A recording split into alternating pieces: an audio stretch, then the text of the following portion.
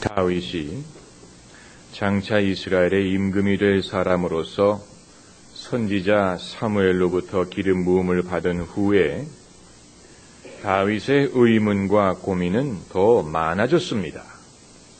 사무엘 선지자는 나에게 장차 이스라엘의 임금이 되리라는 꿈을 심어주었는데 나를 기다리고 있는 것은 오히려 중상모략과 나를 미워하는 자와 나를 죽이려는 자뿐인데 나는 내 꿈을 향해 가까이 나아가고 있는 것이 아니고 오히려 멀어지고 있는 것처럼 보인다.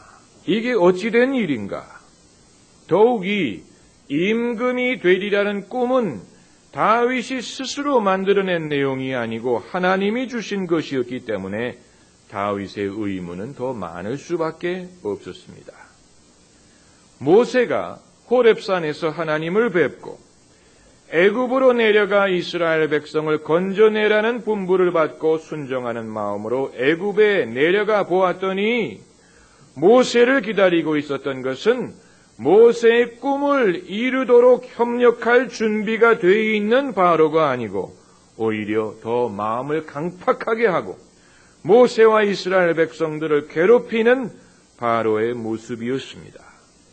그때 모세의 마음에는 의구심이 생겼을 것입니다. 내가 분명히 하나님의 명령을 받들고 여기로 왔는데 그것도 내가 자원한 것이 아니고 하나님이 하라고 명하셔서 애굽으로 왔는데 어떻게 바로는 더 자신의 마음을 강팍하게 해서 내 이 일을 어렵게 만들고 있는가? 다윗과 모세가 가진 고민의 공통점은 비록 하나님이 주신 꿈이라고 하더라도 그 꿈을 이루는 과정이 힘들다는 것이었습니다. 차라리 꿈을 품고 있을 때가 행복했습니다. 그러나 그것을 이루려고 하니까 기대하지 않던 실망스러운 일들이 기다리고 있더라는 것입니다.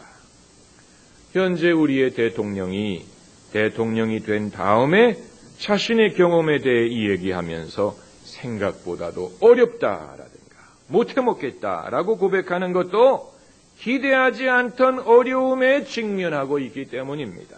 어떻게 보면 이러한 어려움에 직면하는 것이 불가피한 일이요 자연스러운 일이라고 할 수 있습니다. 왜냐하면 과거에는 대통령의 자리가 대접받고 권위의 자리였지만 이제는 국민을 섬기는 자리가 되어가고 있기 때문입니다.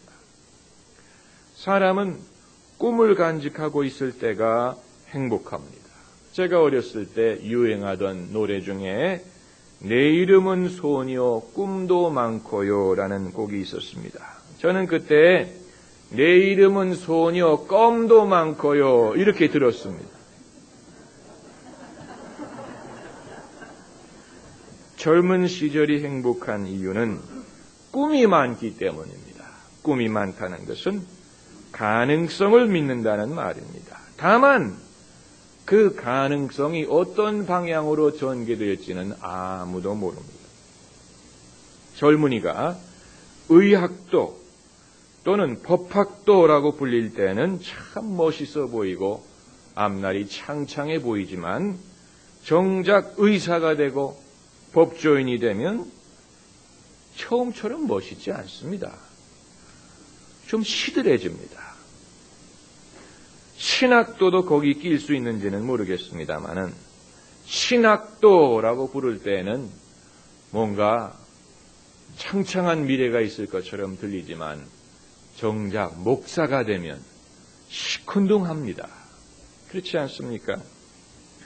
어느 일간지의 인터넷 판을 읽어보니까 거기에 줌마 칼럼이라고 해서 중년 여성들의 애환을 담아낸 글이 있었습니다. 거기 재미있는 글들이 많습니다. 그 중에 하나를 소개해 드리려고 합니다. 주인공은 형제 많은 집에서 넷째 딸로 태어난 여성이었습니다. 그 다음에 남동생이 태어났기 때문에 당연히 부모님의 관심은 남동생에게 쏠릴 수밖에 없었습니다. 이 딸은 심통을 부리기 위해서 하루 종일 골방에 숨어보기도 했는데 숨어도 찾는 사람이 없더라는 것입니다. 이 여성이 숙녀로 성장을 하면서 마음속에는 동화에 나오는 백마를 탄 왕자를 꿈꾸었습니다.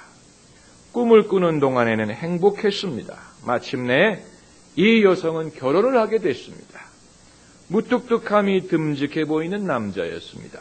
그런데 자랄 때 외롭고 슬펐기 때문에 이제 결혼을 한 다음에는 적어도 남편에게 옛날에 못 받았던 사랑을 듬뿍 받아보려는 그런 꿈을 가지고 결혼을 했는데, 부푼 꿈을 안고 신혼생활을 시작했건만 그녀의 남편이 꿈꾸던 백마를 탄 왕자의 발꿈치도 못 따라가더라는 것입니다.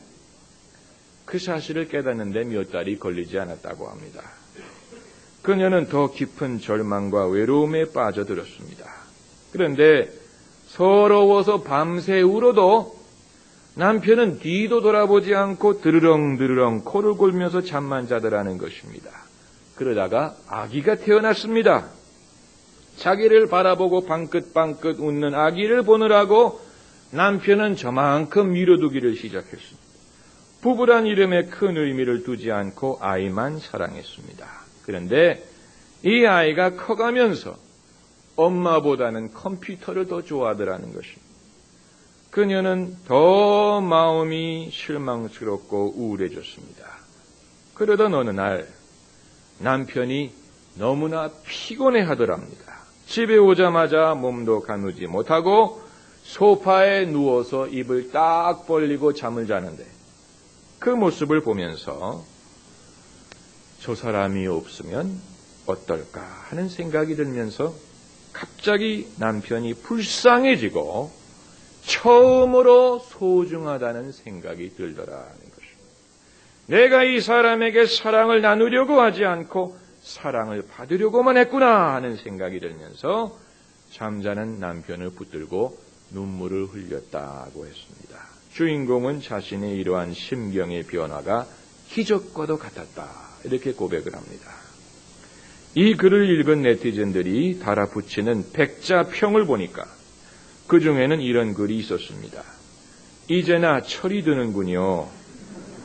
더 늦지 않아 참 다행입니다. 늦게나마 행복하신 분입니다. 일상을 함께하고 사랑을 나누는 것은 어렵고 대단한 일입니다. 이런 글들이 올라와 있었습니다. 우리는 성경에서 꿈꾸는 사람을 만납니다. 바로 요셉입니다. 요셉은 어렸을 때 꿈을 꿨습니다. 여러분도 주일학교 다니실 때부터 들어보셨을 것입니다. 형제들이 밭에 나가서 곡식단을 묶고 있는데 형들의 곡식단이 일제히 자기의 곡식단에게 절을 하는 꿈입니다. 우리는 이런 구절을 읽으면 대번에 신앙적인 의미를 부여하기 때문에 오히려 그 정황을 이해하지 못합니다. 신앙적으로만 보지 말고 심리적으로도 생각을 해봐야 됩니다. 요셉에게는 형이 몇 명이 있습니까? 10명이 있습니다. 자기보다 먼저 태어난 형이 10명이 있습니다. 그리고 요셉의 형들은 모두 배가 다른 형들입니다. 어머니가 다릅니다. 그리고 아버지 야곱이 요셉을 편애한다는 이유로 형들은 요셉에 대해서 마음이 편치가 못합니다. 상상이 되십니까? 요셉은 이런 환경에서 자랐습니다. 결코 행복하기만 한 환경이 아닙니다.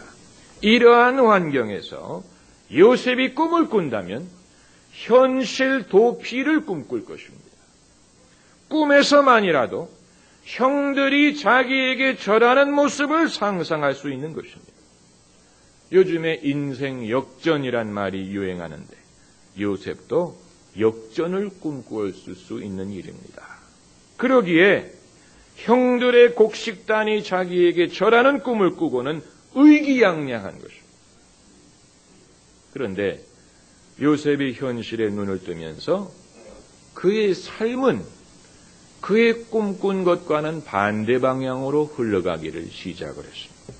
애굽의 종으로 팔려가지를 않나, 보디발의 아내에게 누명을 쓰지를 않나, 감옥에 갇히게 되지를 않나, 감옥에서 그가 도와줬던 사람이 그를 잊어버리지를 않나, 어느 것 하나도 요셉이 기대했던 일이 아니었습니다. 내가 이 고생을 하기 위해서 그 꿈을 꾸었다는 말이냐, 그 꿈의 내용이 고작 이런 것이란 말이냐, 요셉이 그렇게 생각할 수 있는 일입니다. 그런데 어느 날 요셉이 애굽의 총리 대신이 된 다음에 배고파 보이는 10명의 히브리 남자가 그를 찾아왔습니다. 그리고 그에게 곡물을 팔 것을 요청하면서 땅에 엎드려 절을 합니다. 그 남자들은 요셉을 알아보지 못합니다. 왜냐하면 요셉은 성장했고 애굽의 총리 대신의 자리에 있기 때문에 요셉은 그 남자들을 알아보지만 그 남자들은 요셉을 알아보지 못합니다. 요셉의 형들입니다. 그들이 오늘 본문 말씀에 보면 땅에 엎드려 절을 하더라 그랬습니다. 그 순간에 요셉이 무엇을 기억하겠습니까? 어렸을 때 꾼 꿈을 기억하는 것. 오늘 본문 9절 말씀을 보세요. 요셉이 그들에게 대하여 꾼 꿈을 생각하고, 이 부분에서 성경에서는 느낌표라도 넣어야 됩니다. 요셉이 그들에게 대하여 꾼 꿈을 생각하더라. 따다다단. 이래야 이게 실감이 나지요. 그게 아니고 요셉이 그들에게 대하여 꾼 꿈을 생각하고 그들에게 이르되, 이런 식으로 나가니까 우리가 실감을 하지 못하는 것입니다. 성경은 그렇습니다. 성경은 과장을 하려고 하지 않아요. 그렇기 때문에 예수님의 부활에 대한 기록을 보더라도 지극히 평범하게 기록을 해놨습니다. 제자들 중에 더러는 의심을 하더라, 뭐 이런 식으로 해놨으니까 성령이 우리에게 영감을 주시지 않으면 성경이 하는 그 말씀에 그 얼마나 위대한 말씀인지를 우리가 깨닫지 못하고 지나갈 때가 많다. 그리고 여러분, 그 순간에 요셉의 소감이 어땠는지에 대해서도 성경은 침묵하고 있습니다. 이건 우리가 추측을 해야 되는 부분입니다. 여러분, 요셉이 그 어렸을 때 꾼 꿈이 이루어지는 그 순간에 소감이 어땠을 것 같습니까? 통쾌했을까요? 고소했을까요? 아, 과연 이 세상에는 정의가 이루어지는구나, 그렇게 생각했을까요? 제 생각에는 그랬을 것 같지 않습니다. 그 순간에 요셉에게는 만감이 교차했을 것입니다. 그리고 그때 그 꿈이 바로 이와 같은 때를 위한 것이었구나 깨달아졌을 것 같습니다. 여러분, 요셉의 형들이 요셉의 그 꿈 얘기를 듣고 분노했던 이유가 뭡니까? 그들은 그 꿈이 요셉의 영달을 위한 꿈이라고 해석을 하는 거예요. 요셉은 그렇게 높아지고 우리는 낮아진다는 뜻이구나. 괘씸한 요셉이 그 꿈을 꾸고 의기양양하게 생각한 것도 바로 그런 이유였을 것입니다. 그런데 세월이 흐르고 이제 와서 보니까 그 꿈은 요셉을 위한 것이 아니었습니다. 그 꿈은 이 가문을 구원하기 위한 꿈이요, 하나님의 나라를 위한 것이요, 애굽의 백성을 건지기 위한 것이요, 그리고 형들을 위한 꿈이었습니다. 그러니까 형들의 곡식단이 요셉의 곡식단에 대해서 절을 했다는 것은 장차 요셉이 형들을 섬기게 되리라는 뜻입니다. 이해가 되십니까? 하나님이 다윗에게 기름을 부으신 이유도 결국은 다윗을 위한 것이 아니었습니다. 하나님 나라를 위한 것이요, 장차 오실 메시아를 위한 것이요, 다윗으로 하여금 하나님의 마음에 합당한 사람이 되게 하기 위한 것이요, 이스라엘을 위한 것이, 백성을 위한 것이었습니다. 마찬가지로 하나님이 우리에게 꿈을 꾸게 하실 때에도 하나님의 나라를 위한 방향으로 그 꿈을 이루어 가십니다. 그러므로 내 꿈이 클수록 더 많이 수고하고 더 많이 섬기게 하십니다. 그렇기 때문에 나의 꿈을 이루는 과정에는 내가 반드시 낮아지고 깨어지는 과정이 있습니다. 이것을 이해하지 못하는 사람은 꿈이 이루어지는 과정에서 실망할 것입니다.